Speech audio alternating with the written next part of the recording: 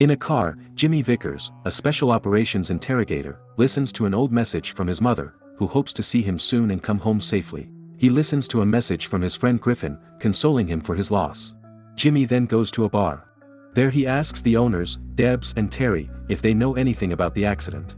Terry says he doesn't know anything, but Jimmy replies that he was only 50 yards from his parents' house, enough to hear the screams, but asks Jimmy to leave if he wants to cause trouble. Angry, grabs Terry by the collar and argues with a stranger. Debs then tells Terry to tell him what he knows. Terry says he called the fire department that night and saw 4 gang members. They went into the house and he heard Jimmy's father screaming, but he did not intervene because he was afraid. Afterwards, Jimmy goes to the burned-out garage of the house where his parents were killed and remembers them by looking at a picture of them. A few days earlier, Jimmy's mother asks his father, George, to mow the lawn. They are looking forward to Jimmy's return home, and George agrees to mow the lawn so they will find it clean and tidy. Meanwhile, 4 gang members snort illegal substances in their cars as they wait for their next target. Then a girl leaves the building to deposit money in the bank. The gangsters put on rabbit masks and follow the girl's car. The gangsters intercept her and pull her out of the car. One of the members searches the car for the money, but does not find it. Then Jimmy's father, George, walks by and stops to see what is going on. The thugs tell him to leave and one of them hits him with a baseball bat. But George hits him and smashes his head. He then tells the others to leave. One of the members threatens him with a knife, but they finally run away when they hear the police. When the police arrive, George tells them that he only wanted to stop him, not kill him. Inspector Holland then says that he should have thought about that before using the baseball bat and arrests him for manslaughter. The 3 remaining henchmen warn their boss, Warren, that the robbery has failed. Then Warren asks about his brother and discovers that he is dead. He orders the gangsters to kill George. When George returns home after bailing him out, the gangsters with Warren follow him and knock on his door. 2 go to the front door and knock, while the other 2 go to the back of the house.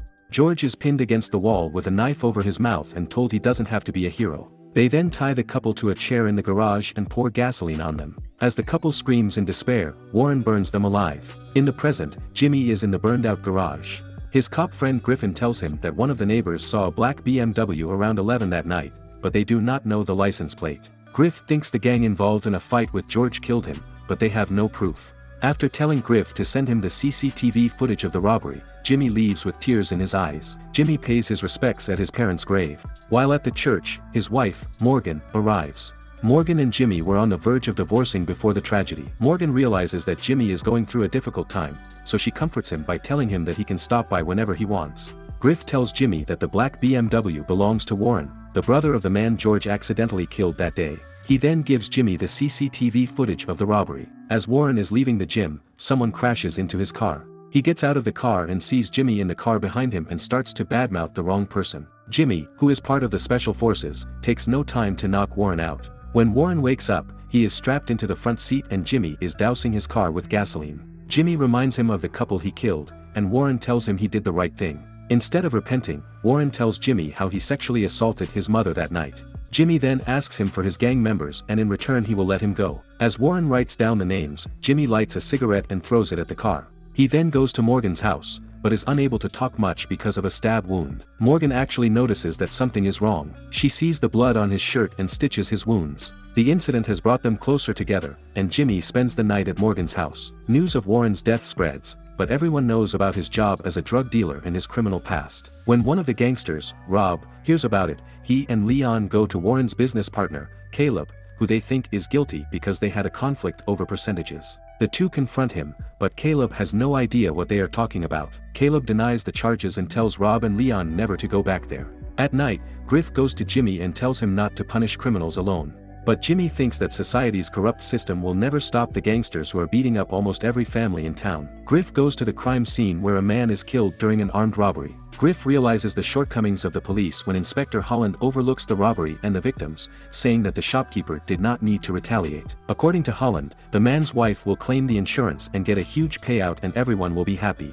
Meanwhile, Jimmy moves on to the next gang member, Ryan. He takes him to a deserted place, ties him to a chair and puts a clamp over his mouth. Knowing all kinds of torture, the urge for revenge takes over Jimmy. Pours cement into his mouth, causing him to swallow and suffocate.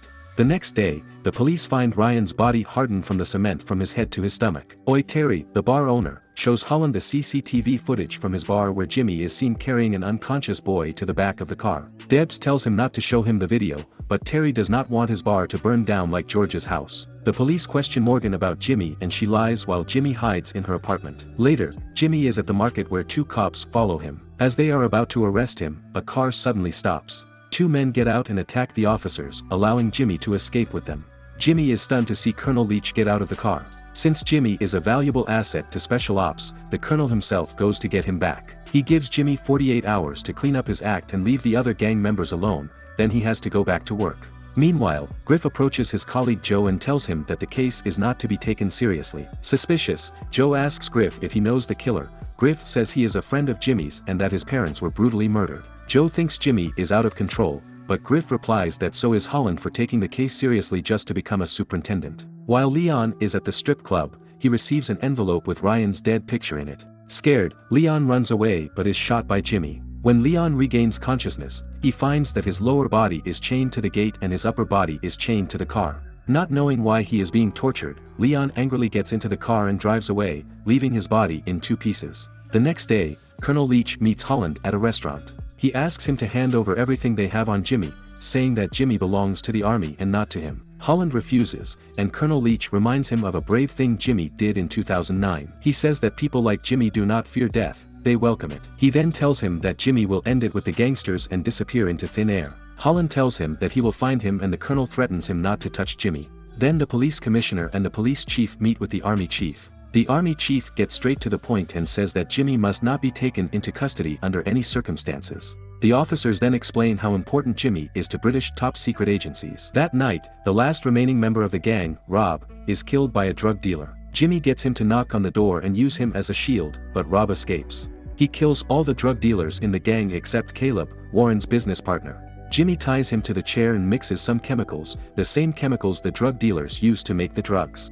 Jimmy then dissolves all the money in the bucket before pouring the chemical over the man's head and melting him alive. Holland notices that Officer Griffin has been giving Jimmy information, so he asks him who is next on Jimmy's list. But Griffin won't tell him and tells him to stay away from him. But Holland wants to find him and goes against all orders. Then he tracks down the last gang member in the hospital, the one who escaped the night before.